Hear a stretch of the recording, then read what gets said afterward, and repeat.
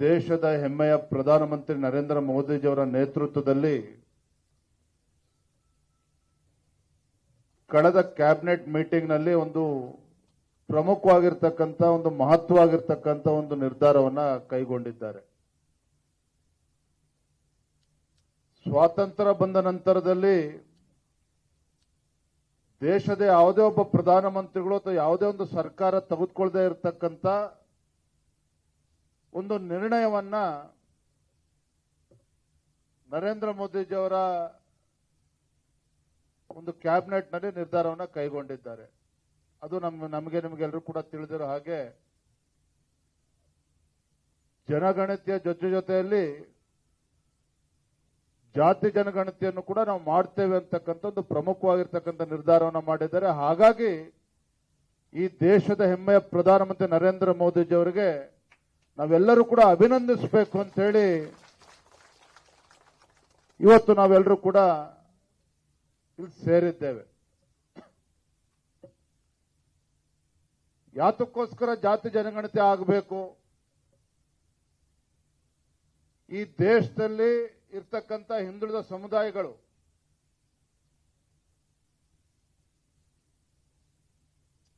ಸಾಮಾಜಿಕವಾಗಿ, ಶೈಕ್ಷಣಿಕವಾಗಿ, ಔದ್ಯೋಗಿಕವಾಗಿ ಅವರಿಗೆ ನ್ಯಾಯವನ್ನು ಕೊಡಬೇಕು. ಏನು 12ನೇ ಶತಮಾನದ ಅಣ್ಣ ಬಸವಣ್ಣನವರ ಸಮಸಮಾಜದ ಕನಸನ್ನ ಕಂಡಿದ್ರು.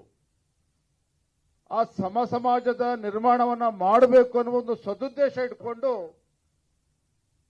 ನಮ್ಮ ಪ್ರಧಾನಮಂತ್ರಿ ನರೇಂದ್ರ ಮೋದಿಜಿಯವರು ಒಂದು ಉತ್ತಮ ನಿರ್ಧಾರವನ್ನ ಕೈಗೊಂಡಿದ್ದಾರೆ. ಕಾಂಗ್ರೆಸ್ನವರು ಕೂಡ ಜಾತಿ ಜನಗಣತಿ ಬಗ್ಗೆ ಇತ್ತೀಚಿನ ದಿನಗಳಲ್ಲಿ ಮಾತನಾಡ್ತಾ ಇದ್ದಾರೆ. ಆದರೆ ವ್ಯತ್ಯಾಸ ಇದೆ. ಆಡದೆ ಮಾಡುವವನು ರೂಢಿಯೊಳಗೆ ಉತ್ತಮನು ಅಂತೇಳಿ ಮಾತನಾಡದೇನೆ ಒಂದು ನಿರ್ಧಾರವನ್ನು ಕೈಗೊಳ್ತಕ್ಕಂಥದ್ದು, ಹೆಚ್ಚು ಭಾಷಣ ಮಾಡದೇನೆ ಸಮುದಾಯಗಳಿಗೆ ನ್ಯಾಯ ಕೊಡ್ತಕ್ಕಂಥದ್ದು, ಇದು ಭಾರತೀಯ ಜನತಾ ಪಾರ್ಟಿ ನರೇಂದ್ರ ಮೋದಿಜಿಯವರು ತೆಗೆದುಕೊಳ್ತಕ್ಕಂಥ ನಿರ್ಧಾರ. ಆದ್ರೆ ಕಳೆದ ಹಲವಾರು ವರ್ಷಗಳಿಂದ ಭಾಷಣ ಮಾಡ್ಕೊಂಡು ಬರ್ತಾ ಇದ್ದಾರೆ. ಹಾಗಾಗಿ ಕಾಂಗ್ರೆಸ್ನವರು ಅಥವಾ ಸಿದ್ದರಾಮಯ್ಯನವರು ಮಾತನಾಡ್ತಾ ಇರ್ತಕ್ಕಂಥದ್ದು ಅಥವಾ ಸಿದ್ದರಾಮಯ್ಯ ನೇತೃತ್ವದ ಕಾಂಗ್ರೆಸ್ ಸರ್ಕಾರ ತೆಗೆದುಕೊಂಡಿರ್ತಕ್ಕಂಥ ನಿರ್ಧಾರಕ್ಕೂ ಭಾರತೀಯ ಜನತಾ ಪಾರ್ಟಿ ನರೇಂದ್ರ ಮೋದಿ ಅವರು ತೆಗೆದುಕೊಂಡಿರ್ತಕ್ಕಂಥ ನಿರ್ಧಾರ ಇದಕ್ಕೂ ವ್ಯತ್ಯಾಸ ಇದೆ. ಸಿದ್ದರಾಮಯ್ಯ ಕೂಡ ನಿರ್ಧಾರ ಮಾಡಿದ್ದಾರೆ, ಮೋದಿಯವರು ಕೂಡ ಘೋಷಣೆ ಮಾಡಿದ್ದಾರೆ. ಮೋದಿಯವರು ಮಾಡಿರ್ತಕ್ಕಂಥ ಘೋಷಣೆ ಇದ್ರ ಹಿಂದೆ ಒಂದು ಸದುದ್ದೇಶ ಇದೆ. ಸಮ ಸಮಾಜದ ನಿರ್ಮಾಣವನ್ನು ಮಾಡಬೇಕು ಅಂತಕ್ಕಂಥ ಒಂದು ಕನಸು ಪ್ರಧಾನಮಂತ್ರಿಗಳಿಗಿದೆ.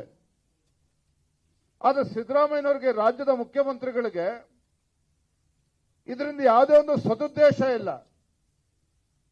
ಜಾತಿ ಜನಗಣತಿ ಮಾಡಬೇಕು ಅಂತಕ್ಕಂಥ ವಿಚಾರದಲ್ಲಿ ಸದುದ್ದೇಶ ಇಲ್ಲ, ದುರುದ್ದೇಶ ಮಾತ್ರ ಇರ್ತಕ್ಕಂಥದ್ದು. ಕಾಂಗ್ರೆಸ್ನವರಿಗೆ ಅಥವಾ ಸಿದ್ದರಾಮಯ್ಯನವರಿಗೆ ಜಾತಿಗಳ ಮಧ್ಯೆ ಕಂದಕವನ್ನು ಸೃಷ್ಟಿ ಮಾಡಬೇಕು ಅಂತಕ್ಕಂಥ ಒಂದು ಷಡ್ಯಂತ್ರ ಕಾಂಗ್ರೆಸ್ನವ್ರಿಗಿದೆ, ಸಿದ್ದರಾಮಯ್ಯನವ್ರಿಗಿದೆ.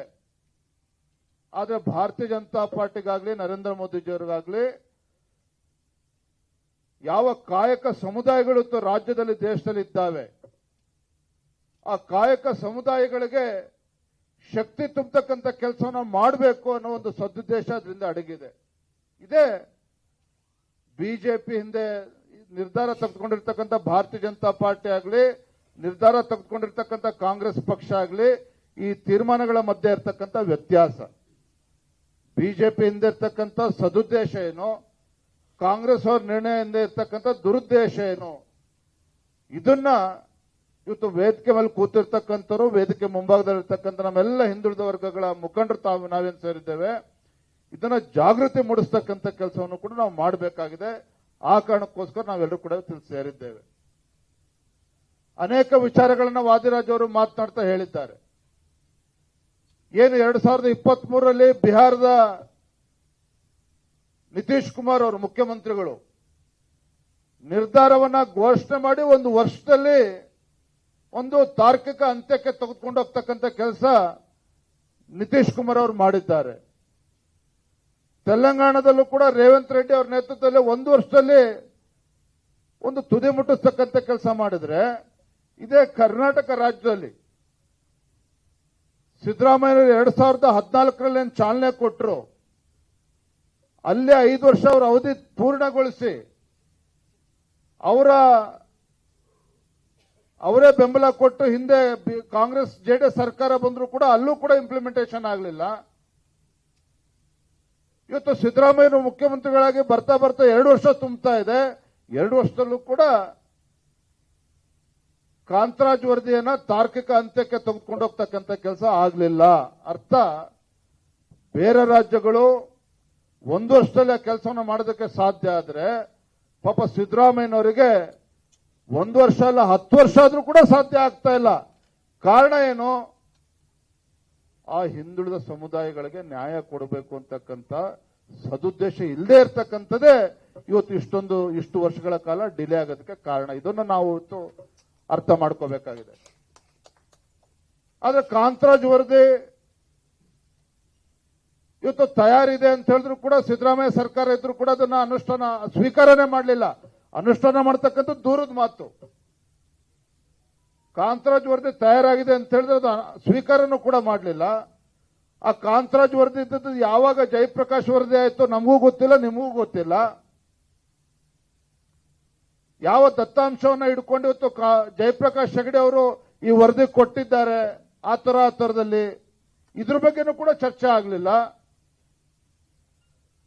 ಆಯ್ತು, ನಾವು ಭಾರತೀಯ ಜನತಾ ಪಾರ್ಟಿಯವರು ಇವತ್ತು ಕಾಂತರಾಜ್ ವರದಿಯನ್ನ ಪ್ರಶ್ನೆ ಮಾಡಿದಾಗ ಬಿಜೆಪಿ ಅವರಿಗೆ ಹಿಂದುಳಿದ ವರ್ಗಗಳಿಗೆ ಇವತ್ತು ನ್ಯಾಯ ಕೊಡಬೇಕು ಅನ್ನುವ ಅಪೇಕ್ಷೆ ಇಲ್ಲ, ಅದಕ್ಕೋಸ್ಕರ ವಿರೋಧ ಮಾಡ್ತಾರೆ ಅಂತ ಹೇಳಿ ಟೀಕೆ ಮಾಡಿದ್ರು ಸಿದ್ದರಾಮಯ್ಯನವರು. ಅದು ಬೇರೆ ಪ್ರಶ್ನೆ.